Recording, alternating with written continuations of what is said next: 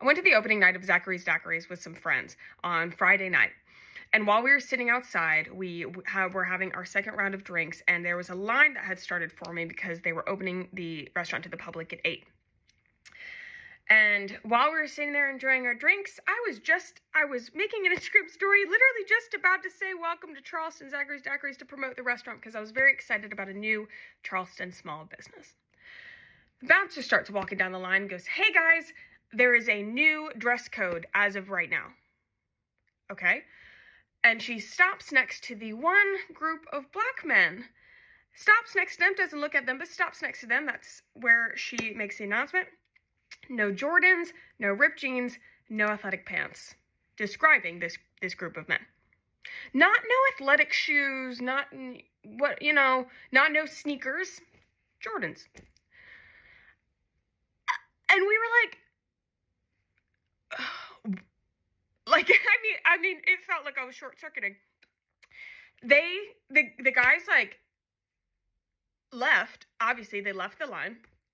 Half the line diminished with them not because they fit that description. We were like, what just happened? We look at each other. We're like, there's no way that we just witnessed that. But we're certainly not going to support a business that does that. So we get up. We have not even finished half of our drinks. And the table behind us was like, you guys thought that was weird too, right? And we were like, yeah, and that's unacceptable. We're not going to be supporting this place. Absolutely not. So we left. As we were leaving, we passed the bouncer, and my husband said, "I just want you to know that half your tables and half your line just left because of what you did to those black men." She said it came from it's just directions from upper management. We don't really care. You just need to know. And we left. We went to another restaurant, and we're all talking about it. We checked the reviews, and one of the men who was in that group made a review. So amazing. We said, great. I'm glad he spoke about his experience. We're going to make a review about our experience as well, because this is unacceptable. On the car ride to that restaurant, I had sent an email to Zachary's Daiquiris requesting an explanation. I said, this was what we witnessed. Can you explain this? My husband Google review, can't find it. Even though it has been screenshotted and put in several Facebook groups, several Reddit pages, and referenced several times, they seem to have now 2 Google accounts. The Google account that the reviews were originally coming on, there was 24 on Saturday. That rating wasn't very high. Today there is 6, and now there's another Google account where there's 5 stars being flooded, including reviews that are talking about the dress code. There is nothing wrong with the dress code. There's plenty of bars that have a dress code. Standing next to a group of black men and saying no Jordans, ripped jeans, and athletic pants, when that wasn't communicated, and that there are people inside who are not black, who are wearing athletic pants, ripped jeans, and athletic shoes, that's nonsense. And I think if somebody went and they had a wonderful experience, had wonderful drinks, and the people serving them were great, really nothing against those, because we had good drinks and the people who served us were very nice. But that doesn't take away that it's also not hard for a business to, if this was not a representation of your culture, to see those reviews, address them, say, hey, this is not a representation of us. That is a horrible experience, and I'm so sorry that you endured. Here's our dress code, and we would love to have you back for a better one. Not hard. It's just not. So yeah, I was very much looking forward to this business. I was very excited about it. And now I will not be revisiting them. I will be telling, my community that I don't think that they deserve their hard-earned money, because I do not support places that treat others like that. I'm honestly glad that Becky made this video, because in 2025, a lot of times, maybe more often than not, this is how racism looks. White people present racism in a way where they can claim that it's not racism, right? So instead of saying, no black people allowed in here, right? They'll look at you, for example, see what clothes you have on, and then say, oh, no people with this exact outfit allowed in here, right? And it's funny because I had an experience like this in 2021. And I'm going to play the intro, and then we'll get into it.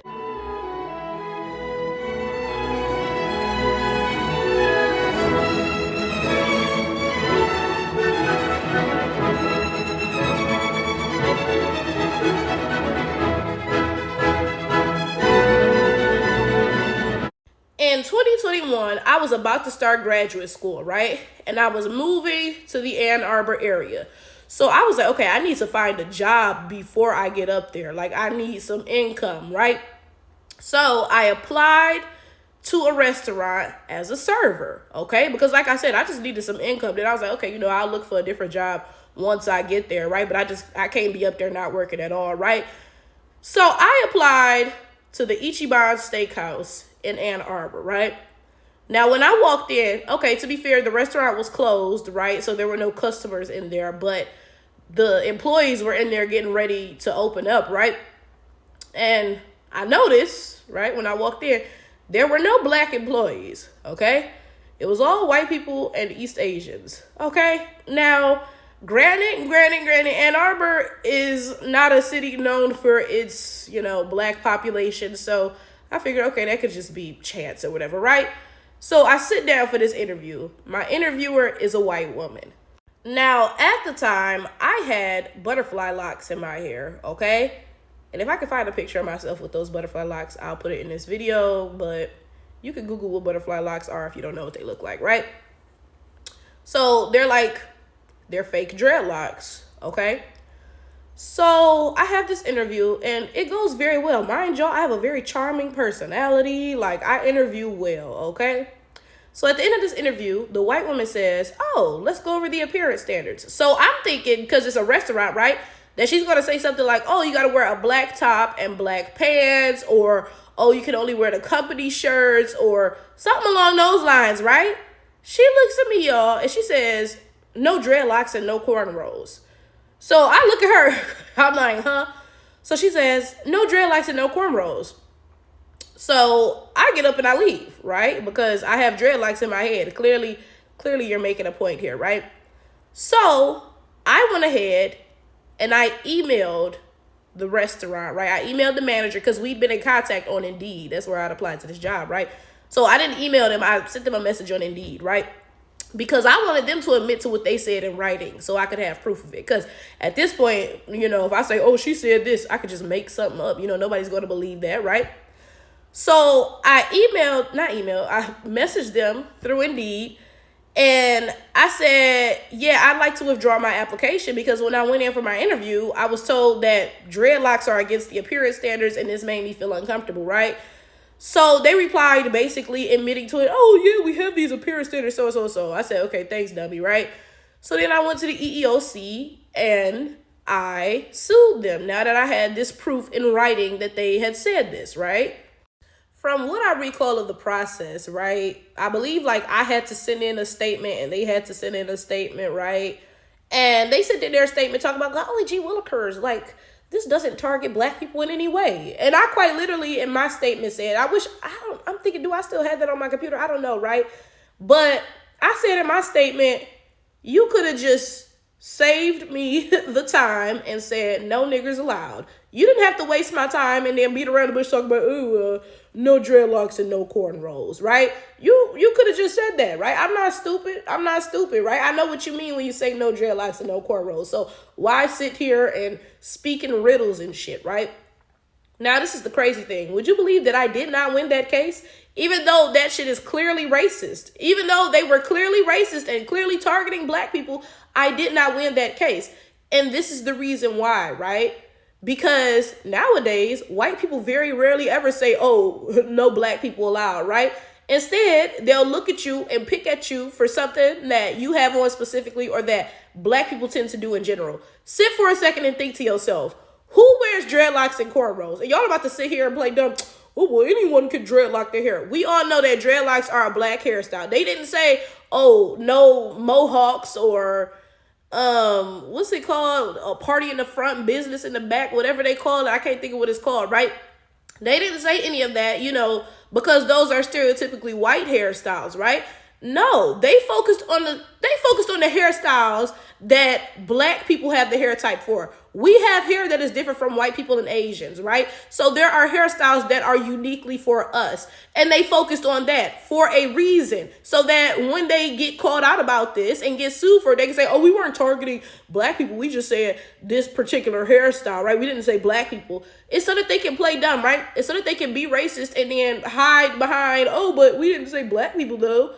That's exactly what happened at this daiquiri bar. And I can't say daiquiris. Am I saying it right? I don't know. My friend is always like, girl, you say it wrong. And apparently my dad says it that way, so I say it that way. But whatever, right? So you telling me that the appearance standard, right? First of all, the appearance standard says no Jordans. Seriously? Come on now. You could have said, oh, no athletic shoes at all, right? The fact that you said Jordans, we all know which group of people is wearing Jordans for the most part. Now, are Jordans a race? Absolutely not. Anybody could wear Jordans, right? But that's the point. They nitpick at things that mostly black people do or mostly black people have. And then when you say, okay, clearly you targeting the black people, they can say, oh, well, some white people wear Jordans too. Like, come on. Like, why the specificity of Jordans? Because if you have this dress code, clearly you want the clientele to present a certain way, right? So shouldn't it be, oh, no sneakers at all, right? Fellas, you got to wear dress shoes or whatever, right? Like, why is the only type of sneakers that is not allowed Jordans? Oh, again, we know why, right? And then somebody else made a good point. Who the hell is getting dressed up to go to a daiquiri bar? Like, be for real. Like this person said, the extent of y'all dress code should have been no shoes, no shirt, no service, because it's not that type of establishment. It's not. For you to be talking about dress codes, you got to be dressed a certain way. This is not that. Then the funny thing about this, right, is that whenever white people come up with one of these fake ass dress codes, no Jordans, no box braids, no so, right? They'll let in white people who have those things on. The only people that they turn away is the black people, right? And then when you call them out on that, they always be like, oh, well, it's up to our interpretation, like so and so and so. So basically, you turning away the black customers and nobody else, right? So you could have just put no colored sign up, right? Like quite clearly, right? But anyway, I'm glad this white woman called it out. I really am, because honestly, I feel like it's white people's job to call out other white people when stuff like this happens. Because first of all they gonna do is gaslight black people. We already know that, right? But then also realistically, and this is the wild part, when white people pretend that they don't know that racism exists, right? You know that racism exists probably more than I know that it exists, right? Because white people don't really share what they're thinking around me as a black person. When they get around me, they pretend that they're not racist, right? But when you get around white people as a white person and it's just y'all around, the truth comes out, right? So any white person pretending that they don't know that racism exists is definitely playing in your face. Like, in fact, I remember, this was earlier in 2021. I was working at a yacht club as a bartender, right? And I made good money at that yacht club, for real, like real good money. But anyway, that's beside the point, right? So one day I was working there with this girl. I'm thinking, was she white or was she like spicy white? She might have been like off-white, like Latina or something. I can't really think of how she looked, right? But we were complaining about the clientele because they were like these really entitled white people. Like, be for real, it's a yacht club, right?